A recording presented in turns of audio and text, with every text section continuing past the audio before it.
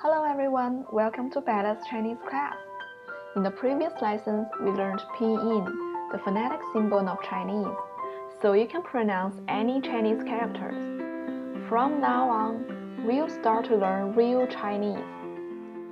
There are many Chinese study resources out there, and most of them follow the traditional way to teach Chinese, which I personally think is easy to get bored and confused. So here, we will try to follow the learning path of native Chinese and learn the stuff that is flexible, practical, and fit for human nature. So how do babies learn their mother tongue?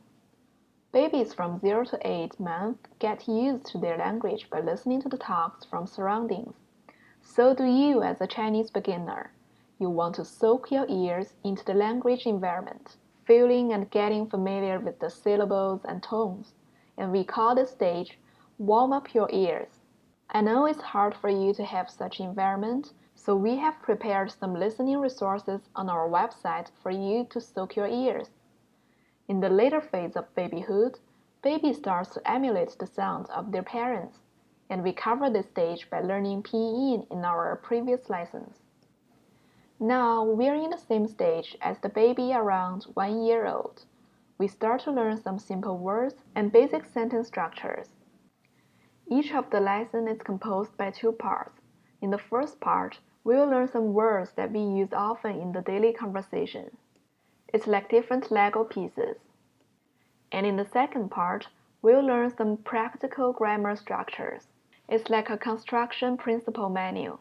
Following this structure, you can add different Lego pieces flexibly and compose thousands of sentences to express yourself. So let's start to learn some words in everyday conversation. Let's start with the easiest one. 你好 means hello. Maybe other teacher just ask you to memorize it. 你好 means hello. But actually, in Chinese, each character has its meaning.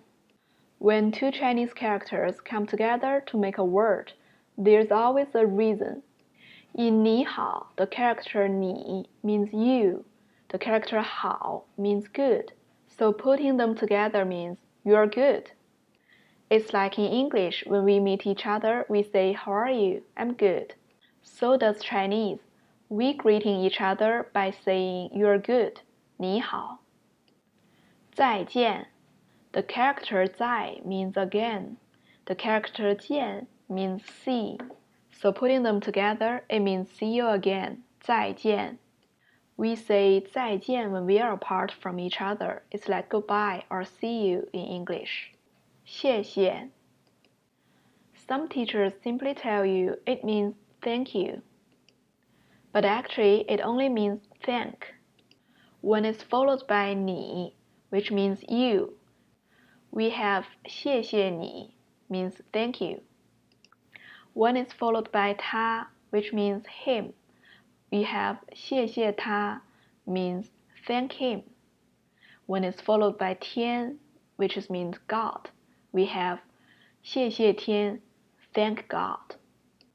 But we usually say 谢谢 for short, reducing the last character 你. 对不起 means sorry. Now let's look at some pronouns that we will use every day. 你 means you. We see this character in the word 你好. 我 means I.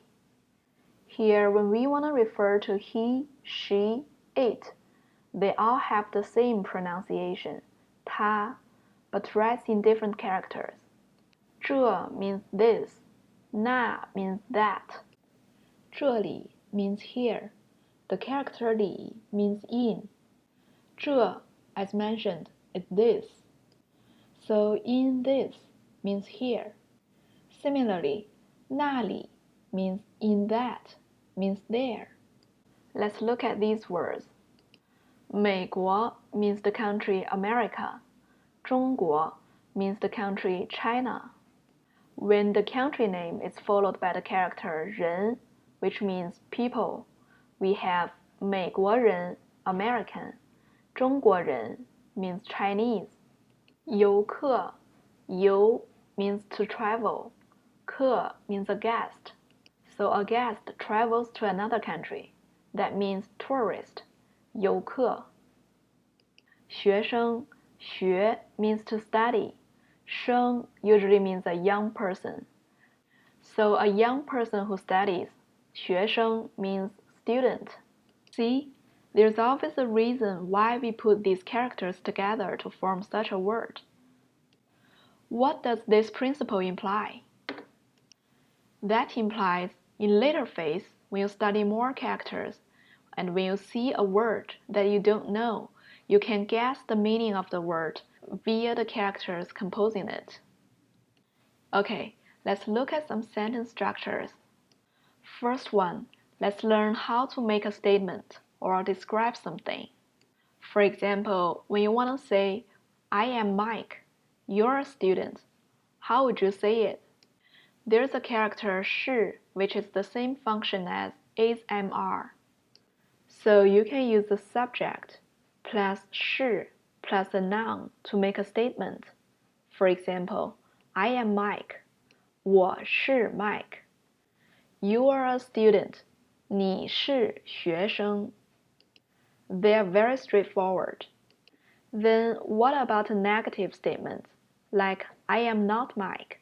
You are not a student. In English, we add a word not. In Chinese, we add a word 不. So we have 不是. Let's look at the sentence. 我不是 Mike.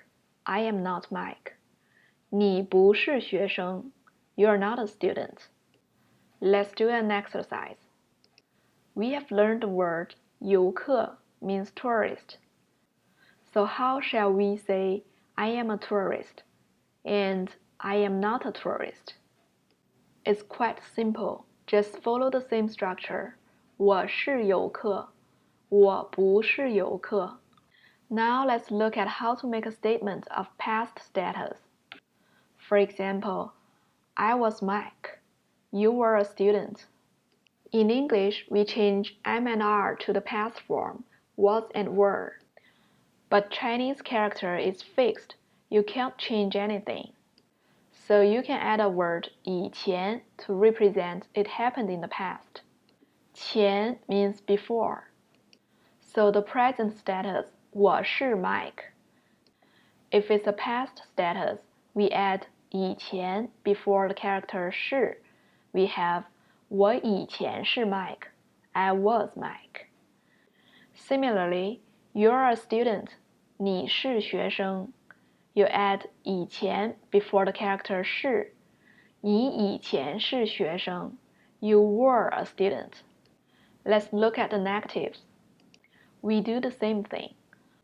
我不是 Mike. Add 以前 before 不是. 我以前不是 Mike. I was not Mike. Well, the sentence is a little bit weird, but you can feel the structure. Similarly, 你不是学生. You're not a student. 你以前不是学生. Okay, what about future status? In English, we change it into will be. But in Chinese, we add a word 将来. 将 means will. 来 means come. So 将来 will come, of course means something will happen in future. Let's look at the same sentences again. 我是 Mike. Let's add the word 将来 before 是. Then we have 我将来是 Mike. I will be Mike. Let's look at the sentence that make more sense. 你是学生. 你将来是学生. You will be a student. 我不是 Mike. 我将来不是 Mike. I will not be Mike. 你不是学生. Let's change it to the future tense. 你将来不是学生. You will not be a student. Let's summarize it. We learned the sentence structure to make a positive and negative statement in different time frames, present, past, future. And the key functional word is 以前是, 是, 将来是, 以前不是, 不是, 将来不是. See how straightforward they are. In fact, Chinese is easier than English in perspective of grammar. Okay, let's take a break and come back later.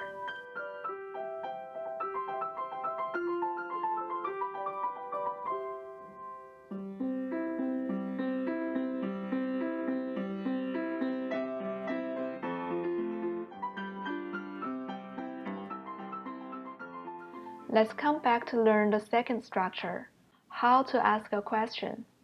In English, if you want to change a statement into a question, you have to reverse the order of the word. But it's very simple in Chinese. Just add a word ma in the end of the sentence.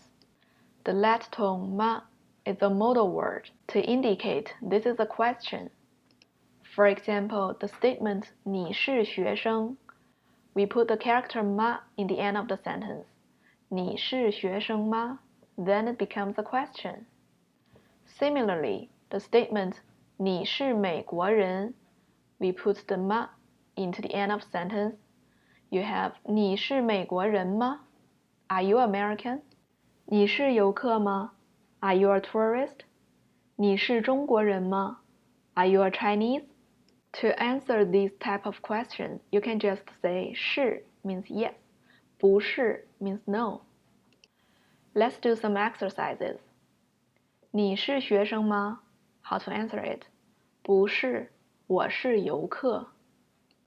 你是美国人吗? 是。Now let's learn how to ask a question use what. 什么 means what. We know the structure of a statement is a subject plus 是 plus a noun. Like 这是 Mike, this is Mike. 那是学生, that is the student. To ask a question using what, you just need to replace the nouns by what, 什么. For example, 这是什么? 那是什么? What if we want to ask a question by who? It's the same structure. 谁 means who. So we use 谁 to replace the noun. 这是谁? 那是谁? And you can answer this by 这是 Mike, 那是学生. Very easy, right? Now let's look at how to ask a question by where. 哪 means where. Use 哪 to replace the noun in the structure. We have 这里是哪? Where is here? 那里是哪? Where is there? And you can answer by 这里是美国, 那里是中国. Let's look at a mini talk. 你是谁? 我是学生. 这里是哪? 这里是中国. Let's look at a summary. If you want to ask a regular question, you add 吗 in the end of the statement. And what, 什么, who, 谁, where, 哪. Okay, that's all for our basic sentence structure for today. In the next lesson, we'll continue to learn the baby survival skill. We'll learn how to express a desire like I want, and how to express ability like I can or I can't. Alright, see you next time.